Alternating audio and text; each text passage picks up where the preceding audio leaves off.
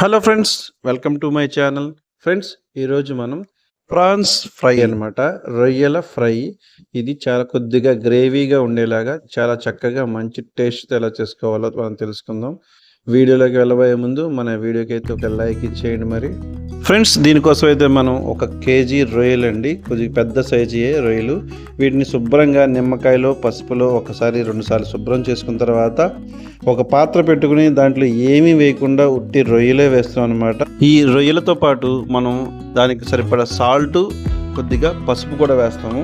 Salt వేయటం వల్ల ఏంటంటే ఆ రొయ్యల్లో ఉన్న వాటర్ అంతా కూడా బయటకు వచ్చేస్తుంది. అందులో మనం ఏమేమి మొత్తం ఆ రొయ్యల్లో వచ్చిన వాటర్ అనమాట, అవన్నీ చక్కగా వంపేసుకొని మనం ఈ రొయ్యలు అయితే తీసుకుంటాం, పక్కన పెట్టేసుకుందాం. ఇప్పుడు ఫ్రెష్గా మనం ఒక పాత్ర పెట్టుకొని దాంట్లో ఆయిల్ వేసుకొని అందులో నేనైతే సోంపు వేస్తానండి. సోంపు అంటే నాన్ వెజ్ కర్రీస్కి చాలా అరుగుదలకి చాలా మంచిది కాబట్టి, అలాగే మంచి స్మెల్ టేస్ట్ కూడా ఉంటుంది.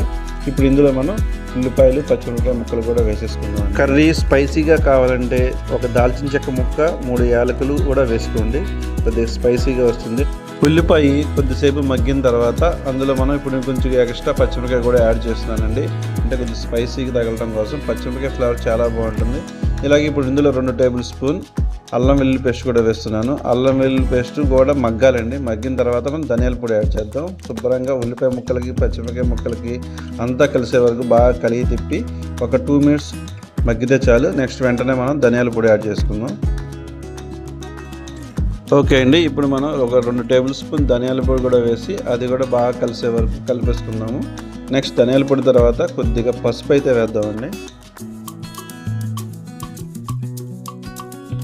నేను కూడా దాల్చిన చెక్కను 3 యాలకులు వేశానండి. అదైతే ఈ వీడియో రికార్డ్ అవ్వలేదు అనమాట. రికార్డు ప్రెస్ చేశాను అనుకున్నాను కానీ రికార్డ్ అవ్వలేదు, సో అది మిస్ అయింది కాబట్టి ఇప్పుడు చూపిస్తున్నాను. దాల్చిన చెక్క ముక్క ఒక 3 యాలకులు అయితే వేసుకున్నాము.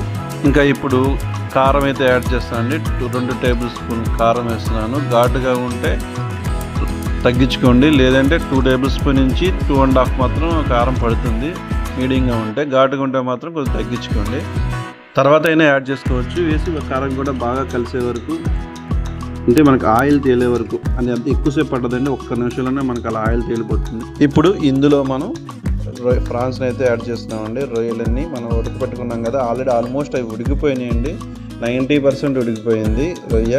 ఇప్పుడు చక్కగా ఇందులో వేసి మొత్తం గ్రేవీలో అంతా దీనికి పట్టే వరకు బాగా కడిగి తిప్పేసి మనం ఏం చేద్దామంటే మూత పెట్టి ఉంచితే చాలండి. ఒక 5 నిమిషాలు బాగా సిమ్లో పెట్టి, లోలో పెట్టి, లో ఫ్లేమ్ మీద చక్కగా మగ్గనివ్వండి ఆ గ్రేవీలో.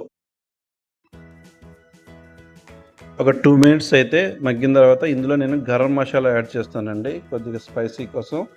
ఈ గరం మసాలా యాడ్ చేసుకొని, గరం మసాలా కూడా మొత్తం చక్కగా కలిసే వరకు 2-3 సార్లు తిప్పేసుకుందామండి. కొత్తిమీర జల్లుకొని ఇలా కూడా తినేయచ్చండి. చక్కగా తయారైపోయింది కూర. అయితే ఇంకా కొద్దిగా గ్రేవీ కావాలంటే మనం ఇంతకుముందు రొయ్యలు ఉడకబెట్టినప్పుడు నీళ్ళు కొద్దిగా పక్క తీసేసాం కదా వంపుకొని, ఆ వాటర్ని కొద్దిగా యాడ్ చేద్దామండి. యాడ్ చేసి ఇంకొక 5 నిమిషాల పాటు మగ్గనిస్తే చక్కగా రెడీ అయిపోతుంది. ఫైనల్గా క్లైమాక్స్లో మనం కొత్తిమీర జల్లుకుంటే సరిపోతుంది. ఇప్పుడు కొద్దిగా ఆ వంపుకున్న వాటర్ని అయితే యాడ్ చేస్తాను అనమాట.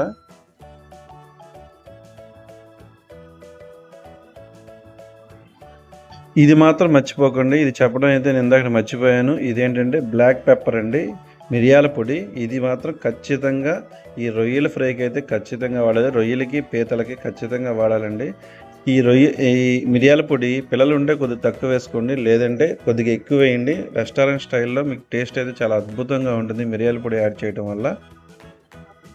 ఫైనల్గా కొత్తిమీర అయితే చల్లేసుకుందామండి. చక్కగా కొత్తిమీర చల్లేసుకొని ఒకసారి కడిగి తిప్పేసి స్టవ్ కట్టేసుకోండి. అంతేనండి, మన రొయ్యల ఫ్రై అయితే రెడీ అయిపోయింది.